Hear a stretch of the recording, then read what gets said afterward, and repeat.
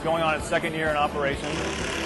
It started as kind of a dream that a buddy of mine and I had, where he co-owns a nonprofit called Pedals4Peanuts, and they host these bike build events where they take donated bikes and they build them, and then they would deliver the donated bikes to children in the local community. So it had always been a dream of ours to get Boeing involved and to kind of take these bike builds up, up a notch. Which is teammates and people from the community all coming together to build 350 bikes today. When we put it out to our teammates to volunteer, we got so many people that volunteered to do this that we actually had to turn people away.